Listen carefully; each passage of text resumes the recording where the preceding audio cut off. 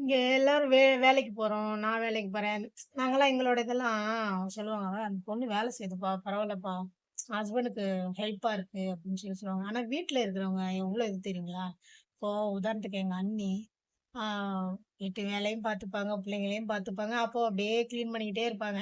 அதாவது நம்ம வெளியில 10% பார்க்குற வேலைய அவங்க வீட்ல 100% பார்க்குறாங்க. உண்ம அதான் தெரியுங்களா?